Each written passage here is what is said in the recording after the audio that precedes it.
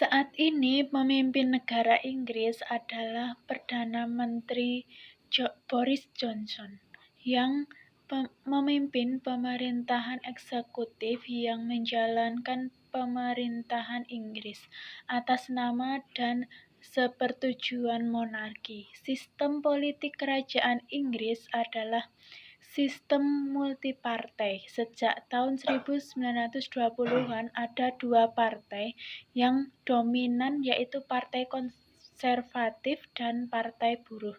Sebelum Partai Buruh naik dalam politik Inggris, Partai Liberal merupakan partai politik besar lainnya.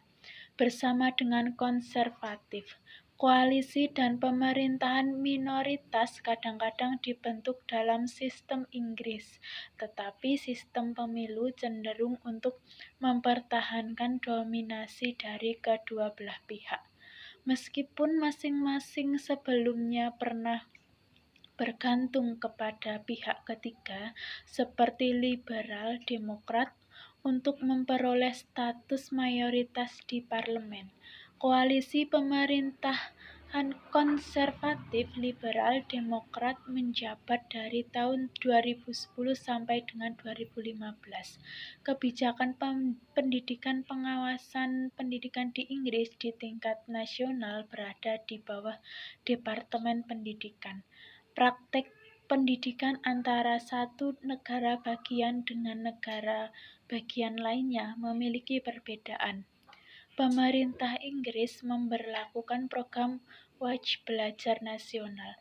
Berdasarkan Undang-Undang Pendidikan tahun 1996, orang tua atau wali di negara bagian Inggris diwajibkan untuk memastikan bahwa setiap anak berusia 5 hingga 16 tahun mendapatkan pendidikan. Orang tua atau wali yang tidak mengikuti peraturan ini akan mendapatkan sanksi seperti kurungan penjara 3 bulan atau denda. Usia wajib belajar ini mencakup jenjang pendidikan dasar, kemudian dan jenjang pendidikan menengah. Tingkat awal pendidikan pradasar diikuti oleh peserta didik berusia di bawah 5 tahun. Adapun pembelajaran dilakukan dengan cara bermain. Area pembelajaran meliputi bahasa dan komunikasi, perkembangan fisik, perkembangan pribadi, sosial, dan emosional. Tidak ada ujian khusus untuk menyelesaikan pendidikan ini. Pemerintah menyediakan pendidikan pradasar tanpa biaya. Pendidikan dasar diikuti oleh peserta didik berusia 4-11 tahun dan berlangsung selama 7 tahun. Pendidikan menengah berlangsung selama 5 hingga 7 tahun. Peserta didik pendidikan menengah tingkat pertama berusia 11-16 tahun. Peserta didik yang memilih untuk melanjutkan ke pendidikan menengah tingkat akhir berusia 16-18 tahun. Pada jalur ini, peserta didik memiliki pilihan untuk mengambil berbagai tipe kualifikasi. Pendidikan tinggi diikuti oleh mahasiswa berusia di atas 18 tahun. Ada 3 jenjang yang dapat ditempuh, yaitu S1 yang berdurasi 3 tahun, S2 yang berdurasi 1 tahun, dan S3 yang berdurasi minimal 3 tahun. Di atas universitas tertentu ada beberapa program yang mengkombinasikan jenjang S1 dan S2 dalam satu program, sehingga di akhir 4 tahun pembelajaran mahasiswa langsung menerima gelar S2. Sistem peradilan di Inggris, yaitu common law, adalah sistem yang berlaku di Inggris. Di dalam sistem hukum ini terdapat 3 karakteristik, yaitu jurisprudensi sebagai sumber hukum utama, dianutnya sistem preseden, dan terdapat adversary statement dalam peradilannya. Dengan sistem ini, maka hukum yang berlaku adalah hukum tidak tertulis atau hukum kebiasaan yang berkembang melalui putusan-putusan pengadilan. Hakim menggunakan keputusan terdahulu untuk perkara yang sejenis sebagai dasar pembenaran keputusan.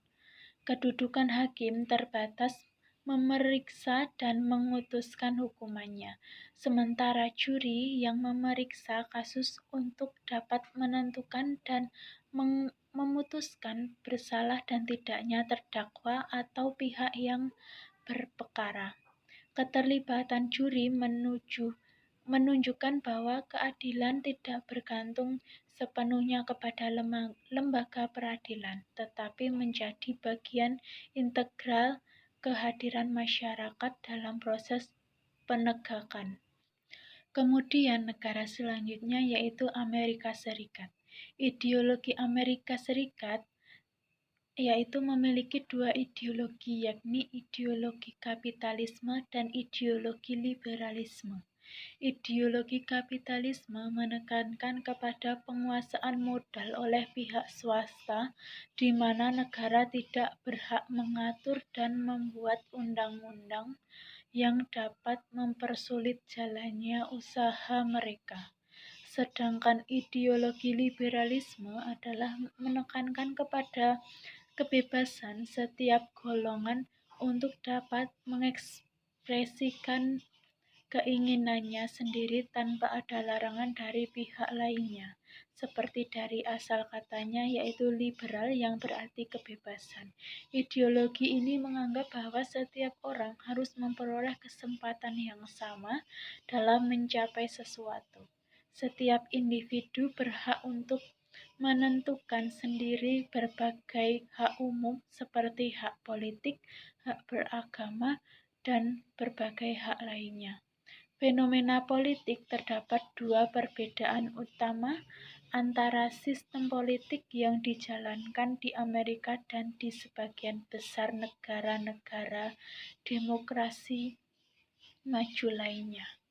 Hal ini meliputi bertambahnya kekuasaan majelis tinggi di cabang legislatif, sebuah cakupan kekuasaan yang lebih luas dipegang oleh Mahkamah Agung, pemisahan kekuasaan antara cabang legislatif dan eksekutif, dan dominasi dua partai politik. Amerika Serikat adalah suatu negara demokratis maju di dunia, di mana partai-partai ketiga memiliki pengaruh politik yang kecil. Entitas federal yang diciptakan oleh Konstitusi Amerika Serikat adalah fitur dominan sistem pemerintahan Amerika, tetapi sebagian besar rakyat menjadi subjek bagi pemerintah negara bagian dan semuanya adalah subjek bagi berbagai unit pemerintah daerah. Pemerintah daerah yang dimaksud adalah setara kabupaten dan distrik khusus. Tumpang tindihnya wilayah hukum ini mencerminkan sejarah Amerika Serikat.